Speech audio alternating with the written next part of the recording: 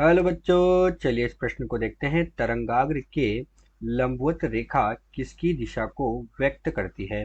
तो बच्चों, यहाँ जो प्रश्न दिया गया है उस प्रश्न में हमसे पूछा गया है कि जो तरंगाग्र होता है उसके लंबवत अगर कोई रेखा खींची जाए तो वो लंबवत रेखा किस दिशा को व्यक्त करती है। तो चलिए बच्चों, सर्वप्रथम हम देखते हैं मुख्य अवधारणा।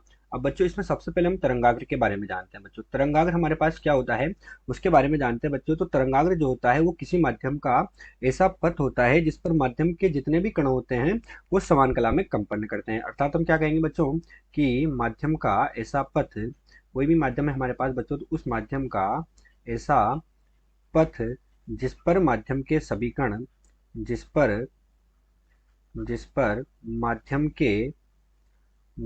के सभी कण समान कला में कंपन करते हैं, समान कला में कंपन करते हैं, कंपन करते हैं। तो वो जो बिंदु पथ हमारे पास होता है उस बिंदु पथ को हम क्या कहते हैं, तरंगाग्र कहते हैं। तो इस बिंदु पथ को तरंगाग्र कहते हैं। तो ये तो हमारे पास बच्चों क्या हुआ, तरंगाग्र हुआ।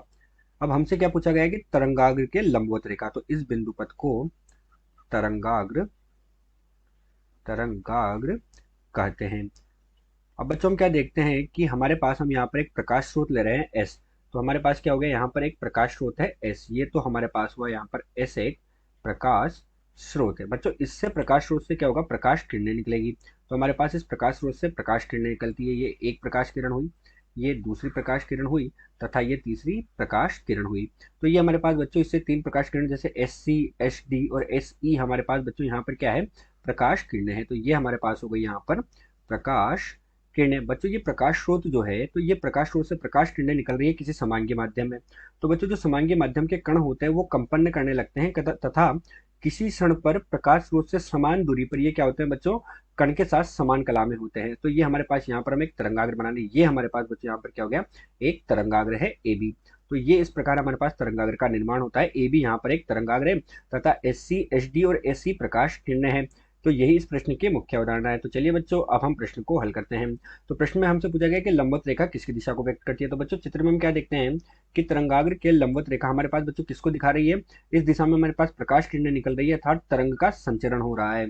तो अर्थात तरंग संचरण की जो दिशा होती है वो हमारे पास कैसी हो जाएगी बच्चों, लंबवत हो जाएगी। तो यहाँ पर हम क्या कहेंगे कि तरंग संचरण की दिशा को व्यक्त करती है। तो तरंगाग्र के लंबवत रेखा, तरंगाग्र के लंबवत रेखा, अगर तरंगाग्र के लंबवत कोई रेखा है तो वो किसको व्यक्त कर रही है बच्चों, तरंगाग्र के लंबवत रेखा तरंग संचरण को व्यक्त करती है, तरंग संचरण को व्यक्त करती है, करती है। यही इस प्रश्न का उत्तर है बच्चों। आशा करते हैं दिया हुआ प्रश्न आपको समझ आया होगा। धन्यवाद।